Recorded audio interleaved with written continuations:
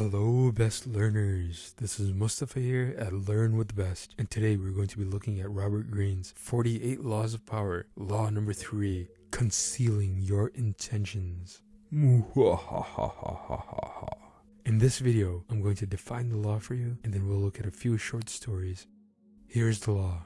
Keep people off balance and in the dark by never revealing the purpose behind your actions. If they have no clue what you're up to, then they cannot prepare a defense. Guide them far enough down the wrong path, envelop them in enough smoke, and by the time they realize your intentions, it will be too late. So, once upon a time, I was infatuated with a woman that I worked with. I was young and dumb. I didn't know much about the game of love. You see, I was at work and there was a new employee that was just starting. She was gorgeous and I was in love. On that very first day, I made it a point to approach her, welcome her to the company, and make small talk with her. Over the course of about a week, we got to know each other and I asked her out on a date. She said yes and things went well.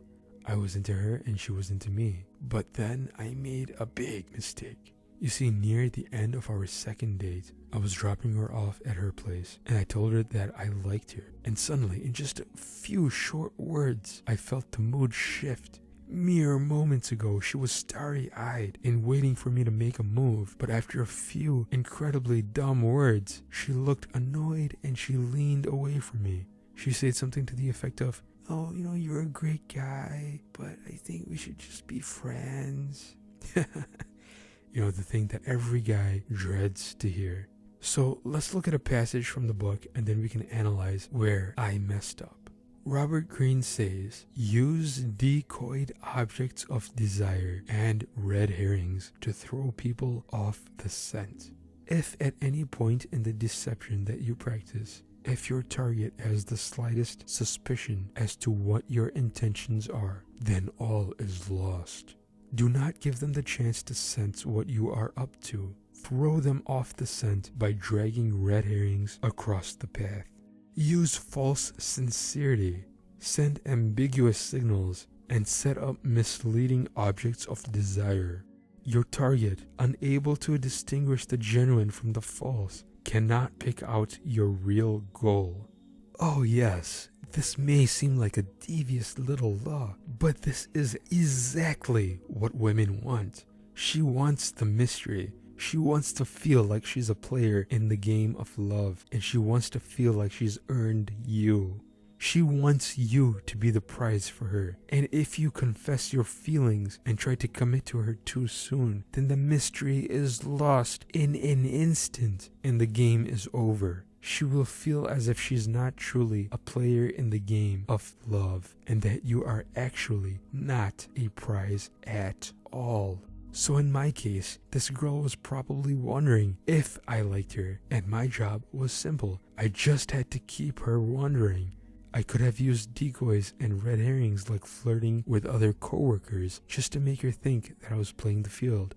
Doing all of these things would have made her attraction to me rise, and it would have made her chase me instead of me chasing her. But instead, I confessed right after the second date. Foolish move. It's your job as the man to lead in the romance department. When it comes to matters of the heart, you have to think of it as war, and you have to lay out the perfect strategy if you want your troops to invade her land.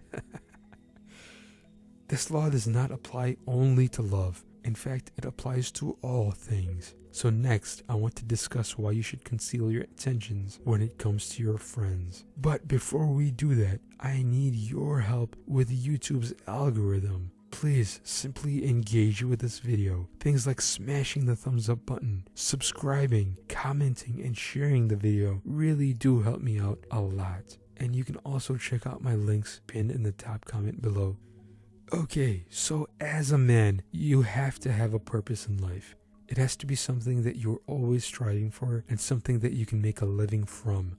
It cannot be a woman or your family, although you can use your desire for a woman or your need to provide for your family as a means to drive you towards your purpose.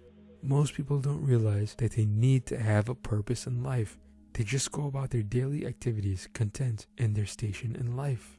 You may not know what your purpose in life is right now, and that is completely okay, just as long as you know that you need to find a purpose. So from my experience, time and time again, whenever I tell my friends about my purpose in life, they undoubtedly always try to deter me from my purpose. Not just my friends, but my family as well. So you really have to conceal your intentions. And the reason for this is because those around you need so desperately for you to stay as you are so that they can be content with their own lot in life. Because if you're chasing your dreams and slaying your dragons and they're not, then it creeps into their minds that maybe they could have chased their own dreams and slain their own dragons. But instead they settled for whatever it is that they settled for. Now, one of my goals in life is to experience as much of the world as I can, and I've already traveled to a good many parts of the world, and it has opened up so much of my mind. Before my travels, it was as if only 1% of the world was available to me from the comfort of my own home. But after traveling to a few countries and keeping an open mind, I was able to see the world from all these other perspectives that I didn't even know existed. And the internet cannot do this for you, right? You know, before traveling to Egypt, I would sit there in my chair in my house on the internet and I would look at pictures of the great pyramids of Giza. And I would think, wow, those are really cool. But when I actually traveled there, right? When I actually went to Egypt and I saw the magnificent pyramids in person for the first time, I stood there in complete awe. It's one thing to watch a documentary on YouTube taking you through the tomb of King Tut. It's a completely different experience to actually be there, walking through the Valley of the Kings, making your way to King Tut's tomb and experiencing it for yourself.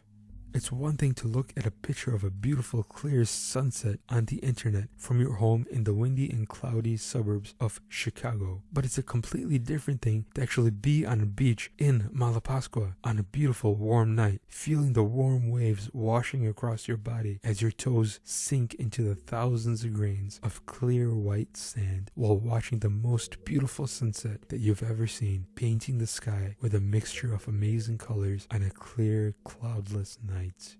These are the kinds of experiences that I strive for, and in order to enjoy those experiences, I need to free myself from my 9-to-5 job. And in order to free myself from my 9-to-5 job, I need to find another way to make a living. So I started an online store. When I told my friends and family about this, I did not get support from a single one.